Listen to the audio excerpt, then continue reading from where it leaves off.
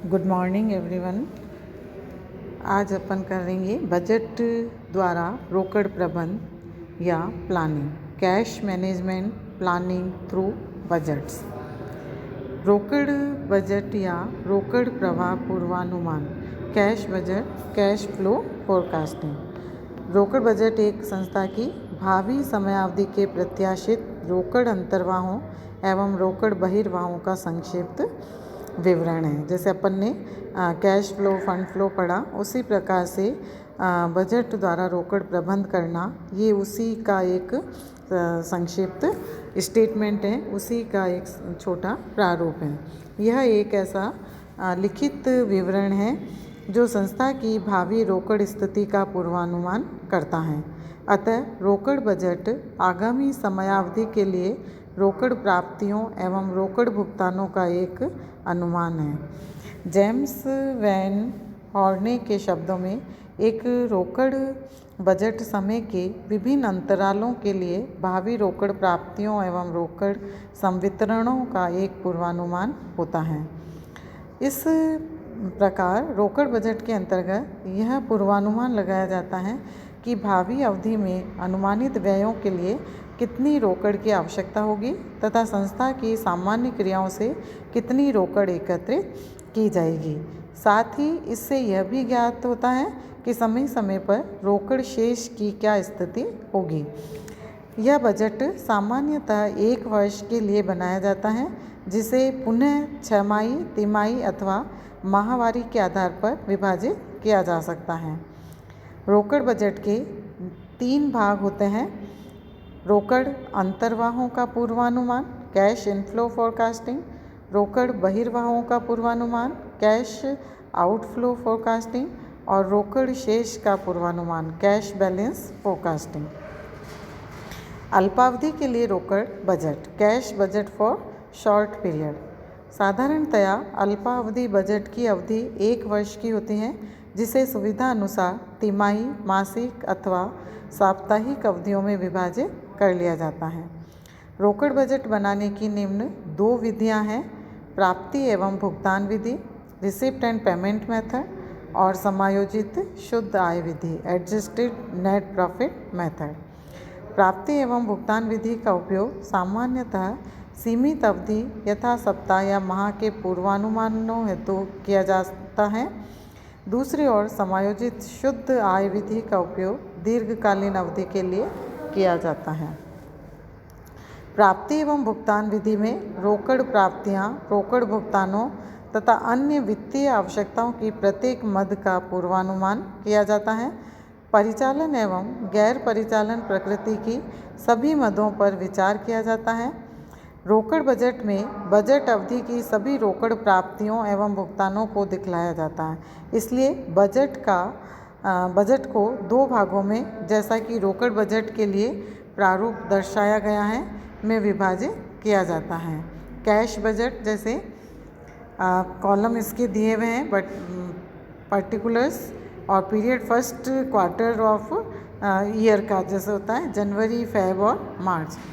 Balance सबसे पहले जो कि बोरो किया जाता है, फिर receipts, cash sales, cash collected from debtors, calls on shares and debentures, और सेल्स ऑफ इन्वेस्टमेंट।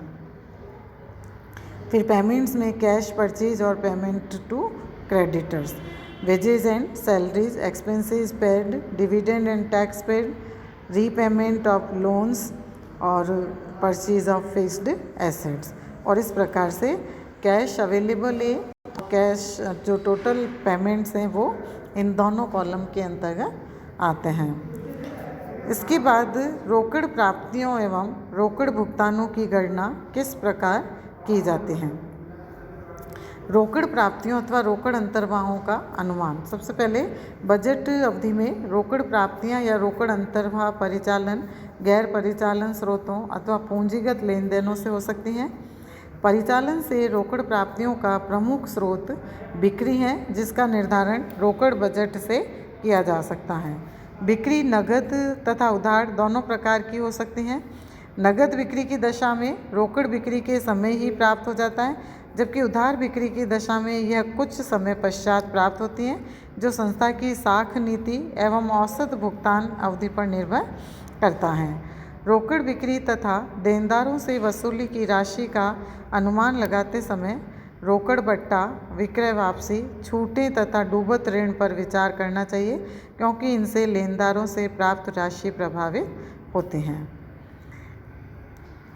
इसी प्रकार गैर परिचालन रोकड़ प्राप्तियों में सामान्यतः व्यावसायिक क्रियाओं के अतिरिक्त अन्य क्रियाओं से प्राप्त रोकड़ सम्मिलित हैं। इसमें ब्याज, लाभांश, कमीशन, किराया, रॉयल्टी, अवशिष्ट की बिक्री तथा कर की वापसी आदि आय सम्मिलित की जाती है। इनकम, इस प्रकार की इनकम को इसमें सम्मिलित किया जाता है। इसी तरह पूंजी व्यवहारों से रोकड़ प्राप्तियों में स्थायी संपत्तियों व विनियोगों के विक्रय, अंश व ऋण पत्रों के निर्गमन आदि से प्राप्त रोकड़ को सम्मिलित किया जाता है। इन मदों का अग्रिम नियोजन किया जाता है, इसलिए इनको आसानी से पूर्वानुमानित किया जा सकता है। सेकंड, रोकड़ भुगतानों का अनुमान। रोकड़ अंतर्वाहों की भांति रोकड़ बहिर्वाहों अथवा भुगतानों की आवश्यकता परिचालन क्रियाओं, गैर परिचालन क्रियाओं तथा पूंजीगत लेन देनों के लिए होती हैं।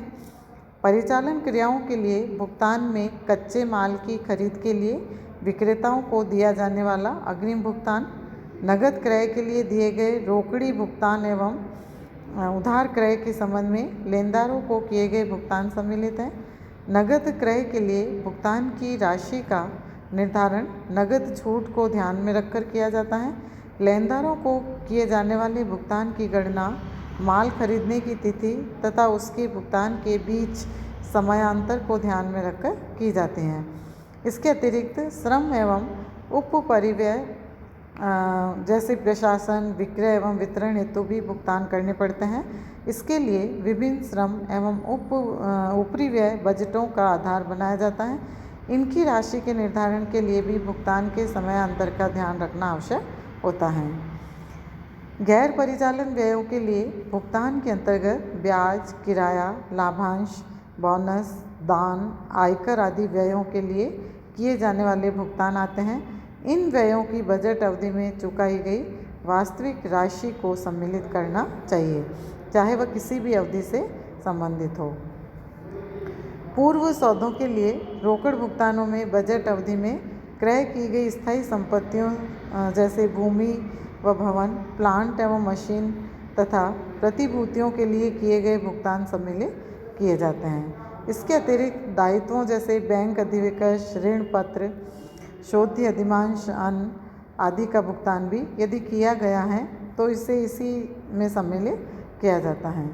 रोकड़ बजट में केवल रोकड़ी सौदों का ही विवरण दिया जाता है, इसलिए विभिन्न प्राप्तियों एवं भुगतानों की राशि ज्ञात करते समय समायोजनों, उपार्जितों तथा गैर रोकड़ व्ययों आदि को छोड़ दिया जाता है।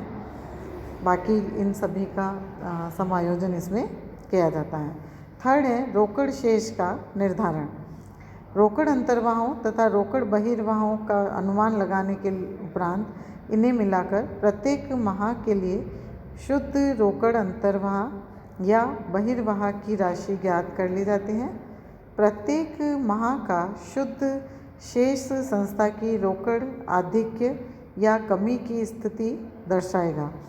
यदि संस्था का एक न्यूनतम रोकड़ शेष रखने की नीति अपनाती है तो कमी वाली अवधि में इन न्यूनतम शेष को बनाए रखने की व्यवस्था करनी चाहिए। इससे क्या होगा, इसके लिए बैंक से उधार ली जा सकती हैं। तो ये रोकड़ शेष का जो निर्धारण है वो इस प्रकार से किया जाना चाहिए। जो भी आय और व्यय है तो उनको ध्यान में रखते हुए इनका समायोजन किया जाता है। इसमें जैसे उदाहरण भी दिया गया है कि रोकड़ बजट बनाने की जो प्रक्रिया है वो किस प्रकार की होती हैं। तो ये क्वेश्चन दिया हुआ है बच्चों, इसको प्रैक्टिकल क्वेश्चन को इसमें समझाया गया कि इस तरह का विवरण दिया है समराइज्ड इनकम और एक्सपेंडिचर मंथ ऑफ मार्च या से अगस्त तक का, और इसको फिर इसकी जो एक्स्ट्रा ये सूचनाएं हैं इनका समायोजन करते हुए इस प्रकार का एक स्टेटमेंट तैयार किया जाता है।